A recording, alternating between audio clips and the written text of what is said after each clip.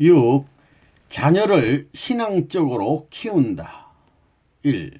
품에 품고 천법을 가르쳐야. 여러분은 여러분의 아들, 딸에게 무엇을 말해줄 것입니까? 여러분은 공적인 삶, 그것도 모범적인 공적인 삶을 삶으로써 여러분의 아들, 딸에게 보여주고 그 전통을 이어받을 수 있게끔 교육시켜야 됩니다. 사람은 원래 자기 부모에게 교육받게 되어 있습니다. 학교에 갔으면 교육을 받는 게 아닙니다. 특히 전통을 이어받는 교육은 학교에서는 배우지 못합니다. 자식들은 모든 가치를 부모를 통해 찾습니다. 가정에서 자라고 있는 자녀는 누구를 닮느냐? 부모를 닮습니다. 그 자녀들이 누구를 따라가느냐? 부모를 따라가는 것입니다. 이렇게 되어 있는 것입니다. 잘못이 있을 때 자녀를 낳으면 그 잘못은 유전됩니다. 가법을 마련해야 합니다. 아기들의 교육 기준 등 가정의 규범을 만들어야 합니다. 잘못했다가 자식의 추궁을 받으면 할 말이 없습니다. 자녀를 교육하기 위해 부모가 먼저 실천해야 됩니다. 부모가 본이 되어 뜻 앞에 충성해야 합니다.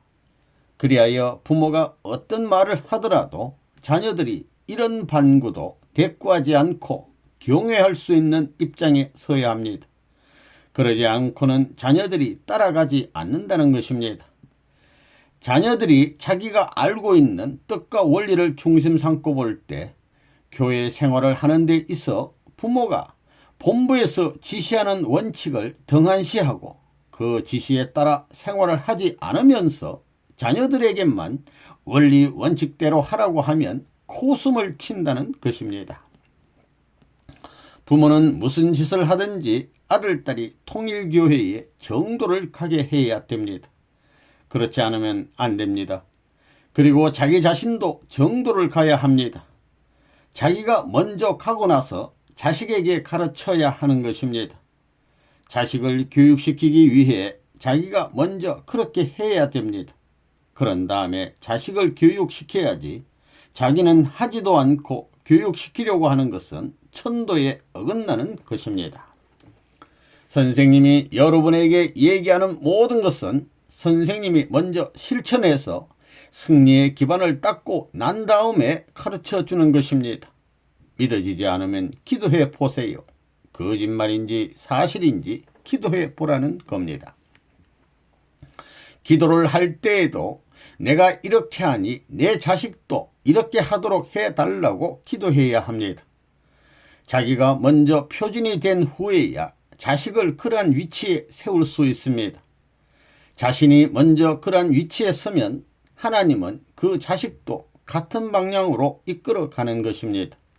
그러니 우리가 우리를 중심하고 그 방향을 돌려놓지 못하면 영계에 가서 책임 추궁을 받게 될 것입니다.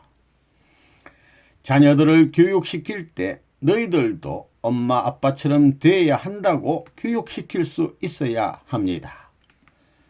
자식은 부모의 심정을 배우는 것입니다. 자기 자식을 가르칠 때 너 훌륭한 사람이 되라고만 하지 말고 훌륭한 사람이 되기 위해서는 이러한 길을 거쳐서 뭐가 되라고 해야 합니다.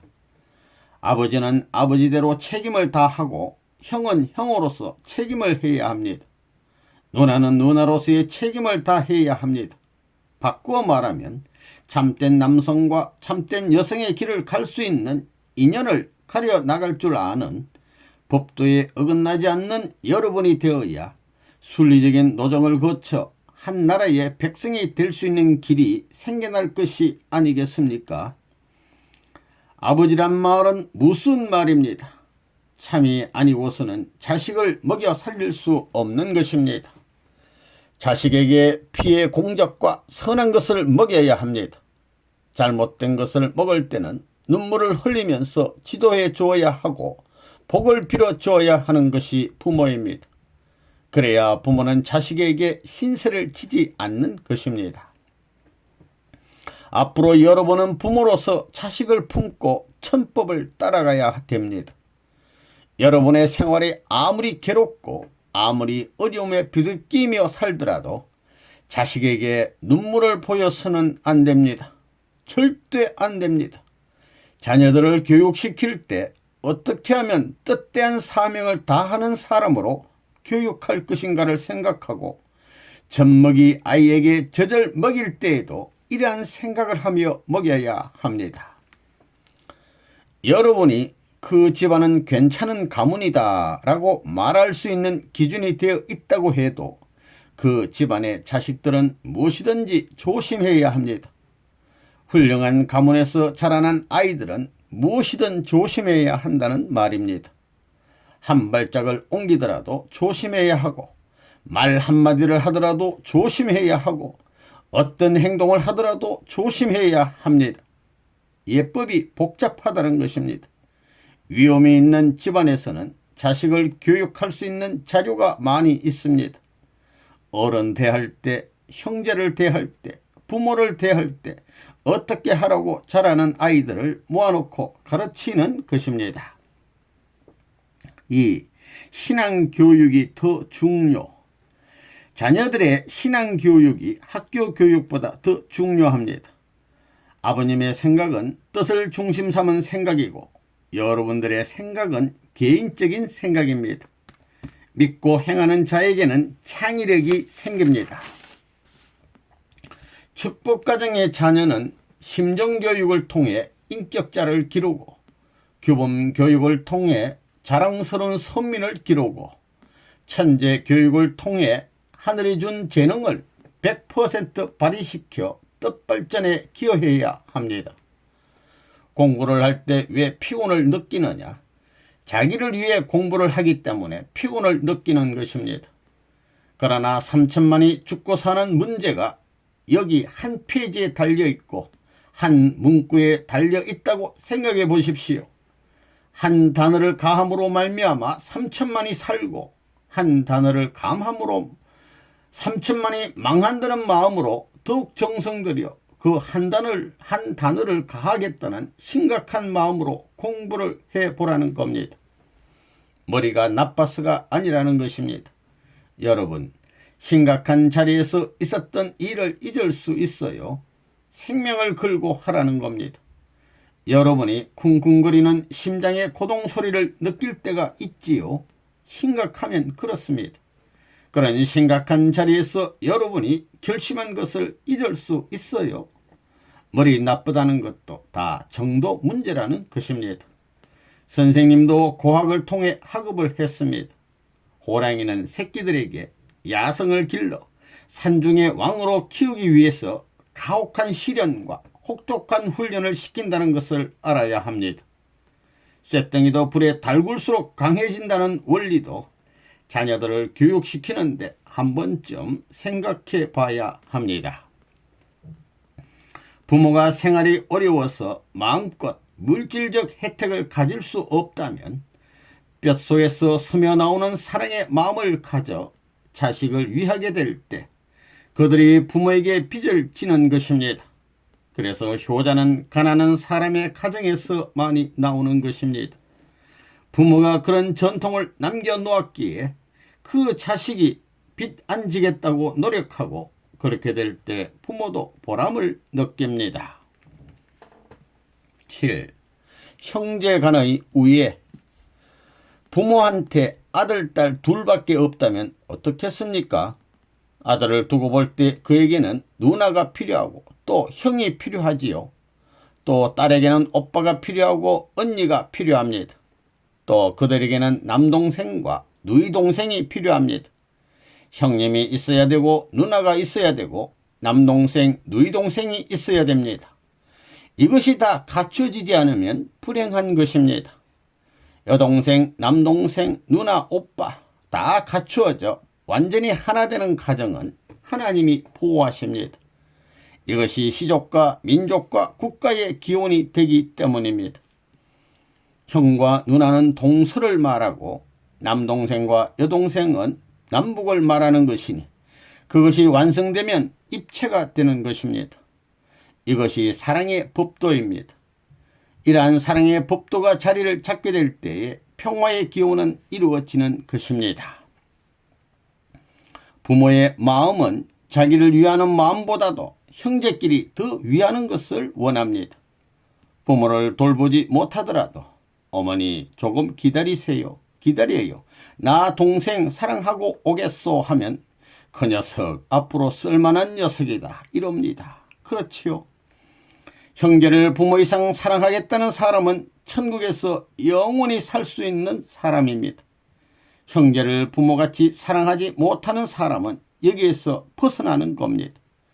그 도리의 근본을 깨우쳐보면 간단합니다. 그것을 몰라 지금까지 못한 겁니다.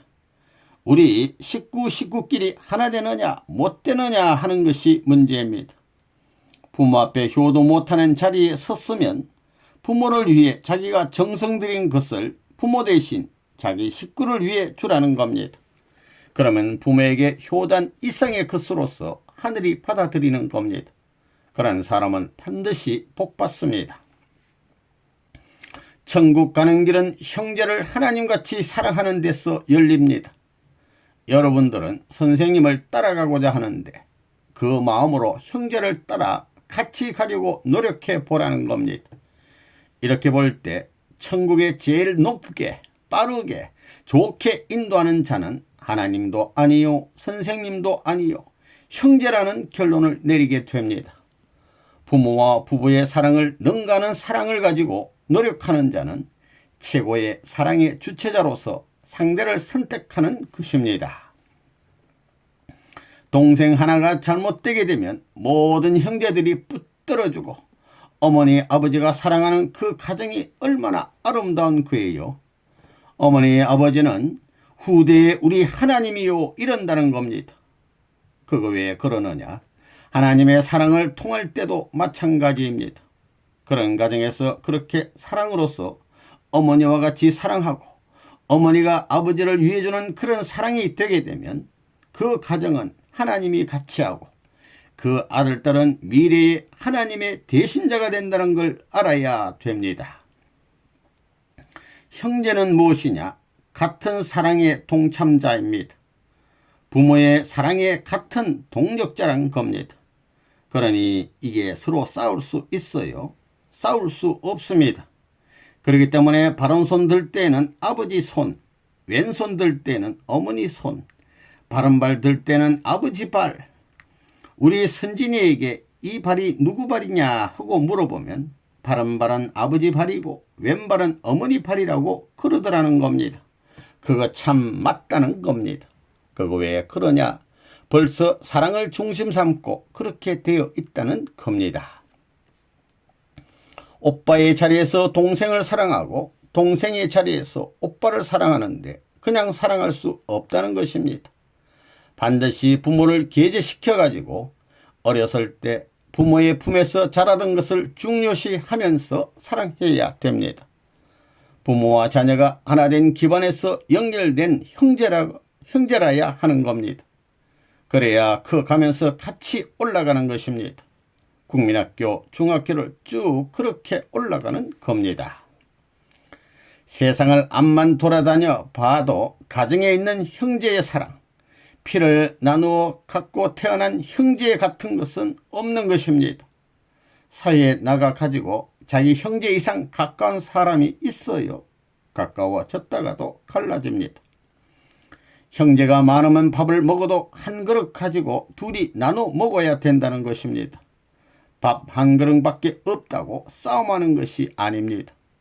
형제가 많아 어렵게 살더라도 내가 밥을 굶더라도 누나 줘야겠다, 동생 줘야겠다, 이런 사랑의 마음을 가지면 얼마든지 좋다는 겁니다. 형제를 통해서 국민이 형성되고 인류가 형성되는 것입니다. 형제는 전우를 표시하는 것이지만 그것이 살이 되는 겁니다. 이것이 납작하게 있다가 살이 붙은 것입니다. 거기에서 원형이 생기는 것입니다. 원형을 만드는 것이 형제요. 형제가 확장되어서 국민이 되는 것입니다. 형제애라는 것은 세계애와 통하는 것입니다. 많은 형제들이 자라는 가정은 세계의 인류를 품고 이상적인 천국, 지상천국과 천상천국을 만드는 모델과 같은 겁니다. 그렇기 때문에 형제는 여기에서 확장되는 것입니다.